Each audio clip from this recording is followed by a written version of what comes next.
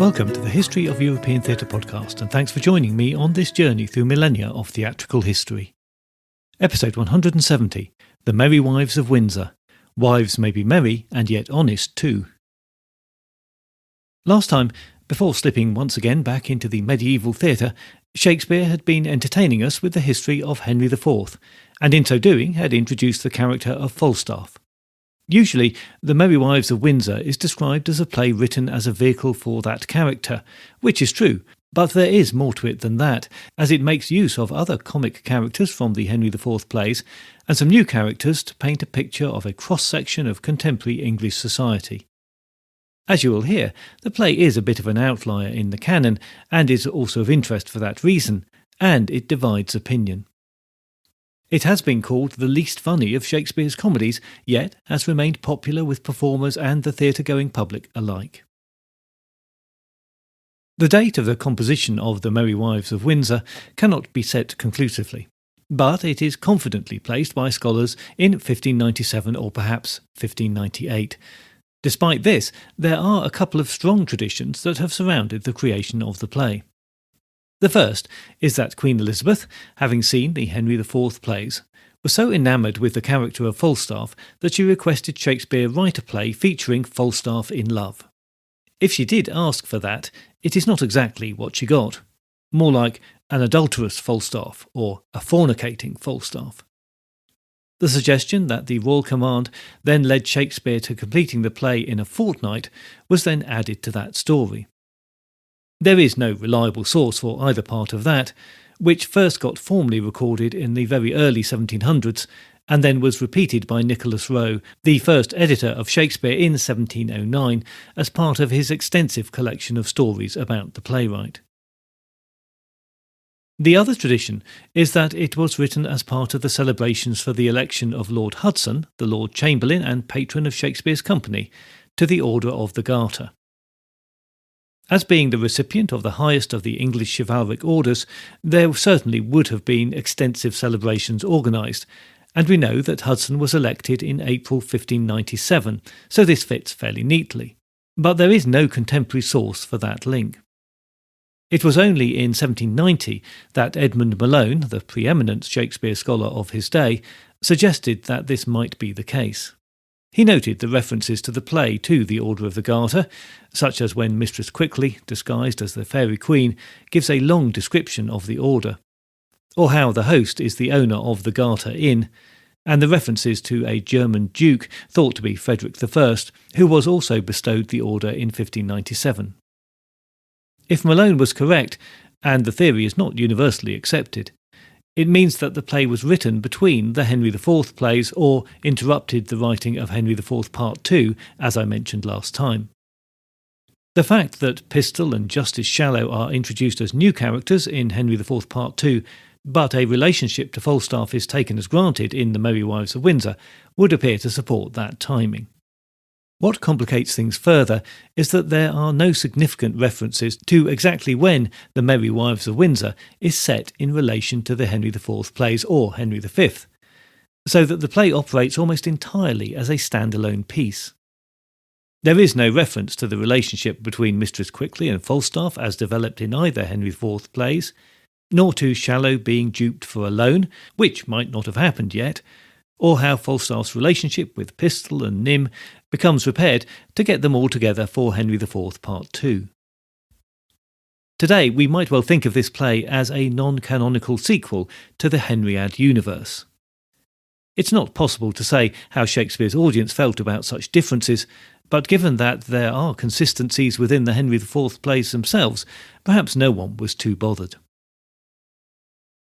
All of this, and some of the other weaknesses of the play, have led to speculation that this was a rushed commission to a tight deadline, and perhaps seen as an annoying interruption by Shakespeare to his work on Henry IV. Another possibility is that the rush was because another play with Sir John in it had been promised, and Shakespeare was forced into writing this play when he realised that Falstaff would not be appearing in Henry V. As that epilogue for Henry IV Part 2, it seems to me, refers quite clearly to the Henry V play, I don't think we need to delve into that any further. But a related question that concerns the timeline of the plays does now come up. Who played Falstaff? There has been a lot of analysis of the historical records we have to try and determine how the players who made up the Lord Chamberlain's men came and went, and which roles in each play was likely to have been taken by particular players.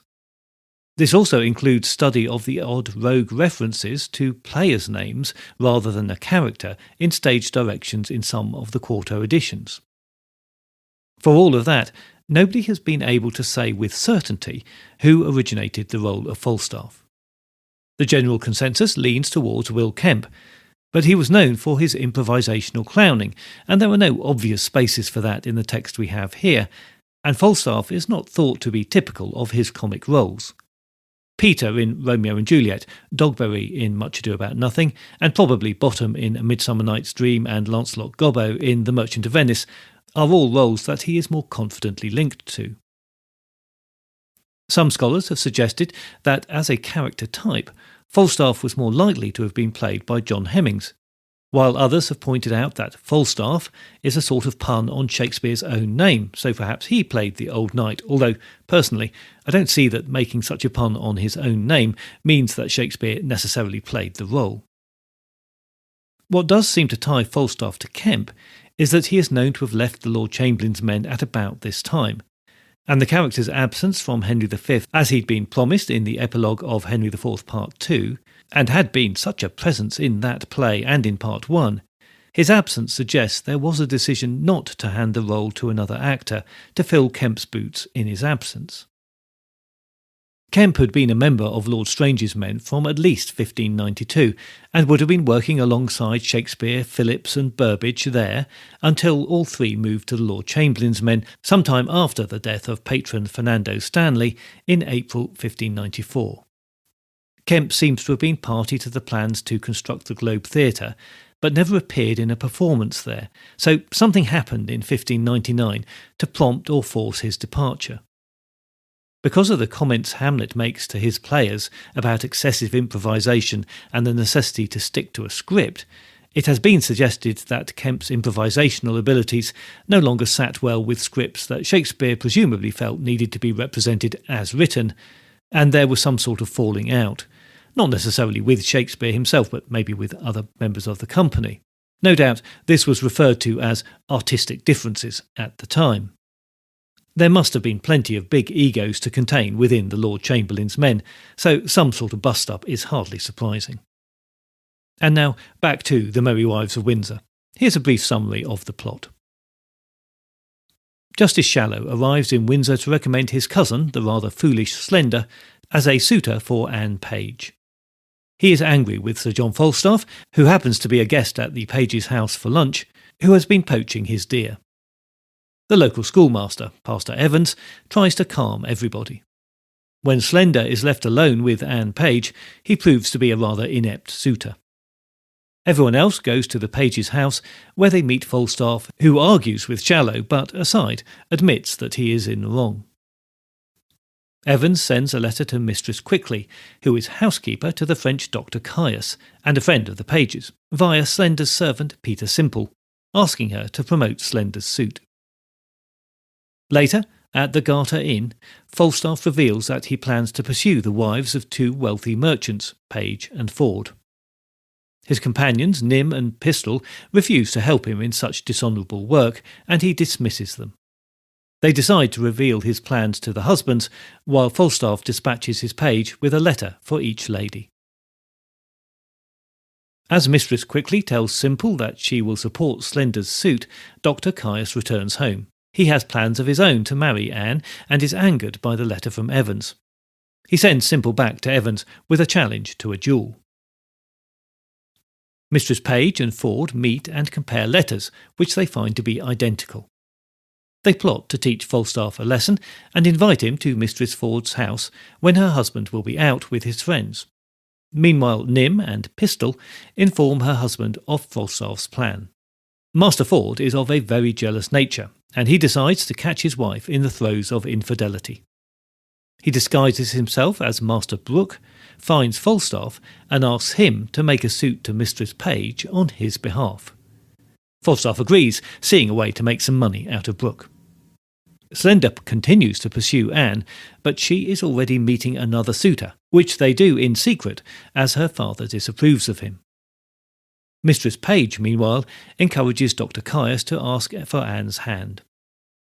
The host of the Garter Inn gives both Caius and Evans a different location to meet for the duel, to confuse them and to cool their tempers.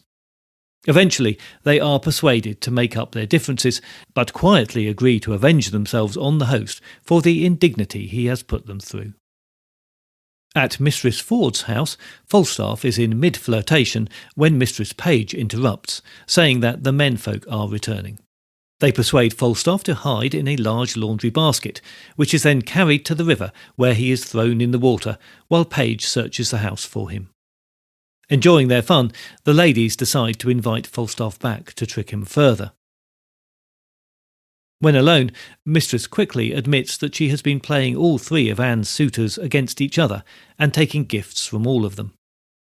Ford, disguised as Brooke, persuades Falstaff to accept the latest invitation from Mistress Ford, convinced that this time he will reveal the infidelity. Soon after Falstaff's arrival, he is again interrupted, and this time he is quickly disguised as an old servant's elderly aunt. Ford, having a dislike for that woman, beats Falstaff as he runs out of the house. The wives reveal their trick to the husbands, and all agree that Falstaff deserves one further humiliation to make good their revenge on him. They send another letter inviting him to a meeting in Windsor Park at night.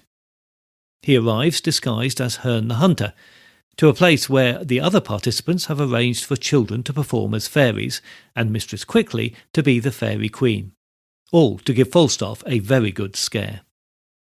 Anne uses the occasion to elope with Fenton, while her parents have individually set up Caius and Slender to whisk her off for the same reason.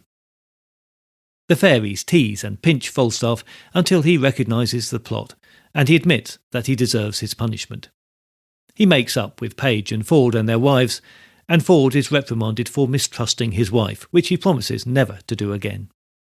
Anne returns married to Fenton, while Caius and Slender realise that they have eloped with disguised boys, whom they mistook for Anne in the dark woods.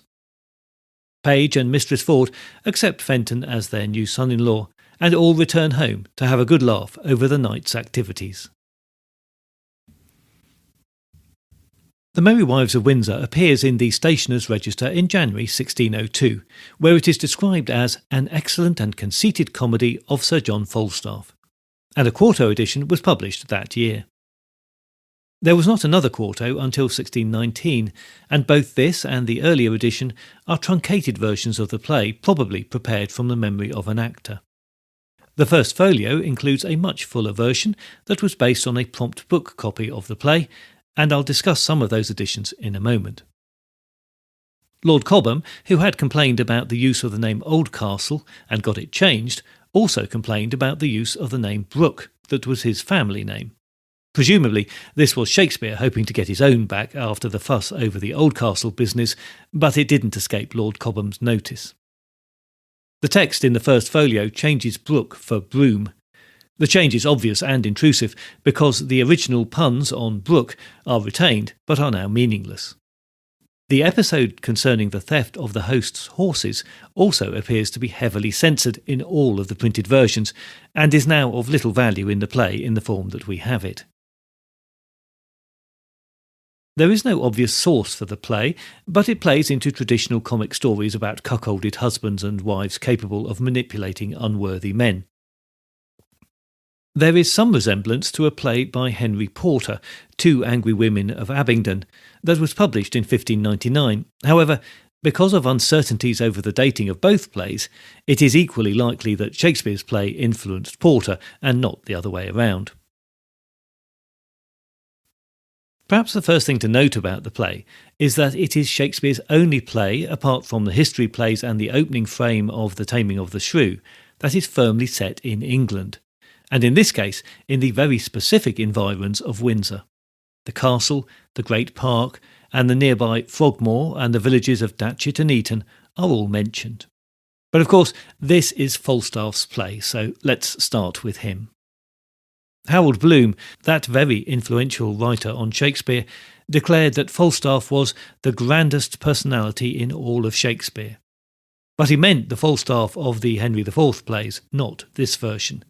Of the Windsor Falstaff, he said, "No longer either witty in himself or the cause of wit in other men, this Falstaff would make me lament a lost glory if I did not know him to be a rank impostor. His fascination, indeed, is that Shakespeare wastes nothing upon him." The Merry Wives of Windsor is Shakespeare's only play that he himself seems to have held in contempt, even as he indicts it. Scorning the task, he tossed off a Falstaff fit only to be carried in a basket and thrown into the Thames. Such a diminishing is akin to reducing Cleopatra to a fishwife or giving us Juliet as a gang girl. You can cram any fat man into a basket and get a laugh. He does not have to be Falstaff, nor indeed his creator Shakespeare. By the time that Falstaff, disguised as a plump old woman, has absorbed a particularly nasty beating, one begins to conclude that Shakespeare loathes not only the occasion, but himself for having yielded to it. The final indignity is a horned, chained pseudo-Falstaff, victim of sadomasochistic farce, and perhaps even a quick burst of Shakespeare's self-hatred. Well, Harold's all-consuming disappointment is pretty obvious there, expressed as it is in his usual verbose style, but there are some similarities with the Falstaff that we have already met. He is still always on the lookout for money, drink and the pleasures of the flesh, and a shameless deceiver of people despite the fact that his schemes are as transparent as ever to his intended victims. What he lacks in The Merry Wives of Windsor is a large-scale historical narrative as a background to his comedy. All he has in this play is comedy. There is no pathos here, no contrasting characters, and no plot that enables his harsh judgments and foolish ways to be seen as reasonably human, likeable characteristics. Unlike with his role in the Henry IV plays, there is no lesson taught by Falstaff here, and sadly, he is a poorer character for it. The play is mostly in prose, using less poetry than any other Shakespeare play. Where previously we have seen Shakespeare establishing and representing social rank through variations in verse style, in this play he does it through variations in the prose spoken by each character. Sometimes this is done by giving characters deliberate mannerisms, as with characters like Slender and Shallow, or the host, Mistress Quickly, and other servant characters, which also works to create the humour in them. Where in previous plays the language variations were rather more basic and followed conventions to distinguish servants from their masters and those masters from theirs, in the prose of The Merry Wives of Windsor we see more particular linguistic peculiarities defining characters, which is a feature that carries on from here into the subsequent plays. So, where the nurse in Romeo and Juliet can be seen as operating within the framework of the comic conventions of the time, and in Henry IV Part 1, Bardolph is not distinguished by his language, but by his ruddy complexion. In this play, we have to listen to the language of each character to get a full understanding of them. The mannerisms, tics, habits and accents of each one are not particularly subtle, but the writing technique underlying them is a skilled technical exercise. Whatever the circumstances and the speed of its creation, it seems that Shakespeare was still using the play to continue his experiments in dramatic and particularly linguistic style, and to stretch himself as a playwright. With Mistress Quickly, we can see a lot of change in her language from the character in Henry IV Part 1. Formerly, she was a married woman running a tavern in East Cheap, whose modes of expression rarely went beyond an "oh geez you." But now she is a Windsor-based housekeeper to Dr. Caius and runs to a fine line in malapropisms, although, without wanting to get too caught up in a temporal timeline issue, we should probably be calling them Quicklyisms. It is this change in language that makes her one of the most changed characters from her earlier appearance. Although her situation has also changed, she is still the essentially low-class and cunning woman who is reaching for respectability. Without any reference to her life in East Cheap, her husband, dead or alive, or any prior relationship with Falstaff, the only point of continuity is with Pistol, who is attracted to her, calling her his prize. But this doesn't look back, but forward, to their marriage in Henry V. And apologies for the plot spoiler. While talking about language, we can't ignore the comic French of her employer, Dr. Caius, or the Welsh of Parson Evans. Here, the comedy works on the base level of the national stereotype, but also provides the character portrait within the characters. At the time, the English view of the French was quite nuanced. They were the perennial enemy who possessed lands that the English considered theirs, and they were religiously staunchly Catholic, with the exception of the Huguenots for whom the English provided assistance and then sanctuary. However, diplomatic and trading relations were maintained and were very important, and there was a sizable French community in London. Dr. Caius speaks in imperfect English. That is the source of much of the linguistic humour in the play. His hot temper, despite his diminutive stature, was an accepted stereotype of the French, but it is possible that he is inspired by a real Dr. John Caius, who was a Cambridge scholar and physician to 3 Tudor monarchs. He was dismissed by Elizabeth in 1568 due to his refusal to abandon Catholicism, and he had died in 1573. Like Evans, Caius is an outsider and therefore legitimate butt of the joke. His heavily accented English means that for third he says turd, and his many invocations of by God come out as by gar. The host taunts him with English slang that largely goes over his head. At one point, the host calls him Monsieur Mockwater, a term that implied impotence or cowardliness, and tried to belittle him by saying, "Mockwater in our English tongue is valour." To which Caius replies, "By gar, then I have as much mockwater as the Englishman." When we get to Henry V, we will see how Shakespeare further extended this use of contrasting national stereotypes and the use of comic accents, in that case Welsh, Irish, Scottish and French, for literary, thematic and comic effect. The focus on language continues when Evans is asked to inspect the Latin of the schoolboy William Page, which is continually interrupted by the misunderstandings of Mistress Quickly. The scene has no bearing on the plot, but commentators have suggested that it is crucial to an understanding of the play as a linguistic exercise. Clearly, the scene is aimed at the educated in the audience who would understand the Latin jokes and the references and be reminded of their own school days. The wordplay around grammatical terminology and incorrect translations works as a lot of sexual innuendo, and acts as a signpost for a thread of jokes about the construction, use and abuse of the English language that runs through the play. As Mistress Quickly says of Dr. Caius, "Here will be an old abusing of God's patience and the King's English." And even Pistol sounds quite technical when he comments of Falstaff's interest in Mistress Ford. "He hath studied her well and translated her well out of honesty into English." Towards the end of the play, Falstaff, frustrated at Evans's jokes at his fate, says, "I have lived to stand at taunts of one who makes fritters of English." The focus there still on his accented English rather than his actions. It has also been noted that much of this emphasis on English language was not present in the original quarto editions. Also, in those versions, the play is not specifically set in Windsor, but in a more generic town location and does not reference the order of the Garter or the Garter Ceremony in the way that the folio version does. Where the version we know is a rustic comedy, the quarto play is more in the vein of an urban city comedy, and it functions in the main plot line in the style of Italianate comedies that were where the city comedies were derived from. It is only the elements that were added to the folio version that made it a more rustic play for courtly ears.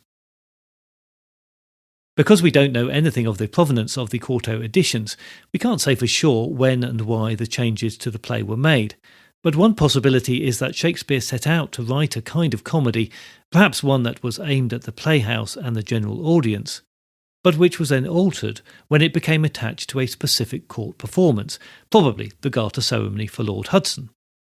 That changed the tone of the play quite significantly, and once again we see Shakespeare as a working playwright, writing to the needs of a specific audience. The group of friends and acquaintances that populate the Merry Wives of Windsor are typical of the city or citizen comedy that was popular at the time. In these plays, the distinctions between the different classes of courtiers, gentlemen and knights are the source of the comedy, as characters representing those types use their social superiority to insert themselves into a married couple's relationship, usually with the aim of getting access to their money and ridiculing the husbands by cuckolding them and publicly shaming them. The women in these plays either stand chaste and obedient to their husbands, or they give in to the temptations offered by their suitors. So that sounds a lot like Shakespeare's play, but once again he tilts the familiar and takes a more sideways look at life by subverting the expectations of the genre. The women do not simply submit or resist, although they are very much offended by Falstaff's advances, but become agents in tormenting him by their own volition. That active seeking of revenge for an affront then gets extended to Master Ford, as he becomes consumed not only by jealousy, but perhaps more significantly, by mistrust of his wife.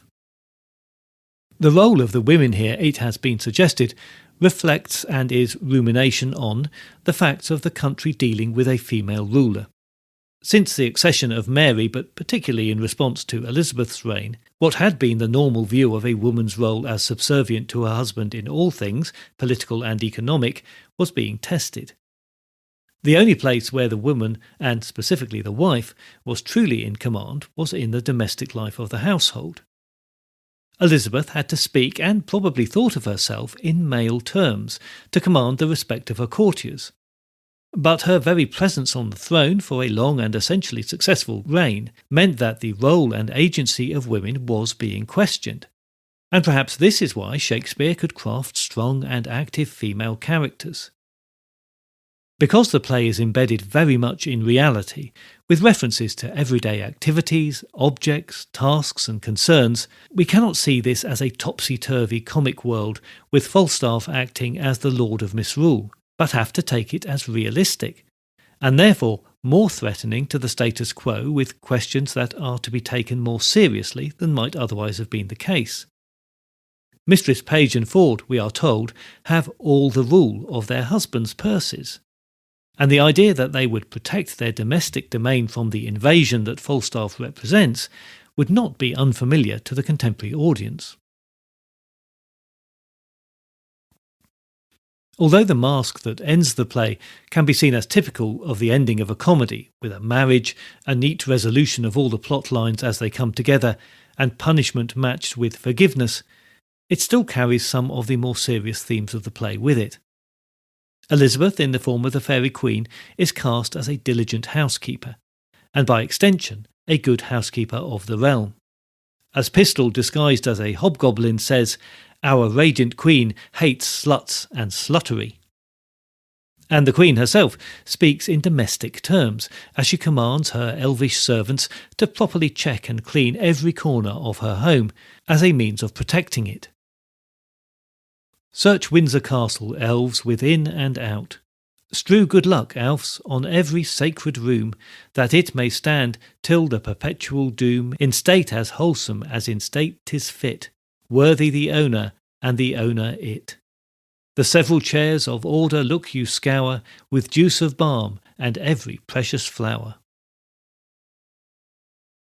The fact that it is Mistress Quickly who plays the Fairy Queen is another interesting choice by Shakespeare, and perhaps it is the close association of the Fairy Queen with Queen Elizabeth that prompted Shakespeare to return Mistress Quickly to an unmarried state.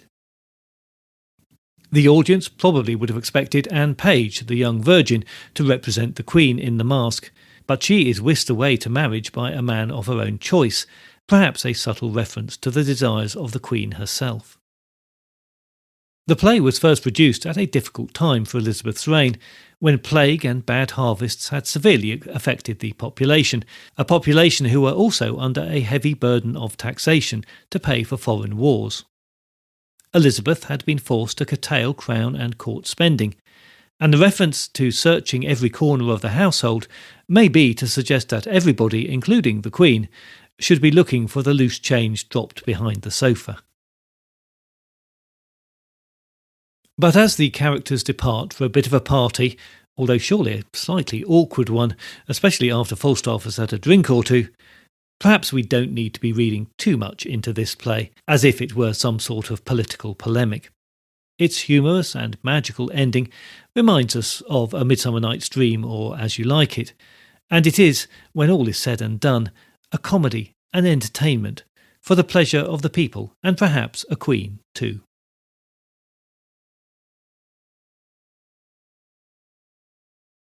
With the character of Falstaff having been preserved in more recent memories by the droll of the Bouncing Knight during the Commonwealth period, The Merry Wives of Windsor was one of the Shakespeare plays that was quickly revived in 1660 after the Restoration.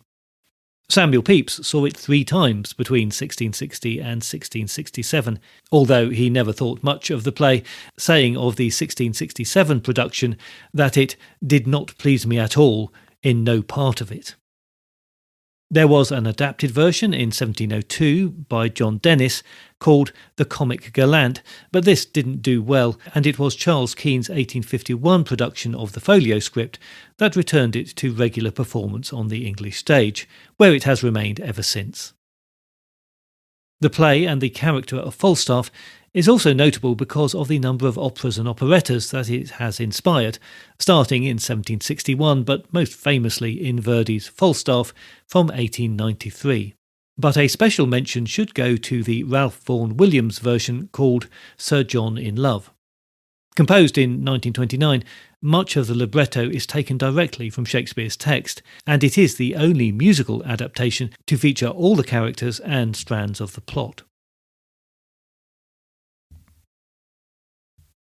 The Merry Wives of Windsor is a great example of a play created to order by a working playwright. But I think we can say that it is more than an occasional play, written with a very specific royal command and with a courtly audience in mind. An audience who simply needed a good comedy filled with topical allusion and a sense of Englishness as part of a long season of feasting and drinking.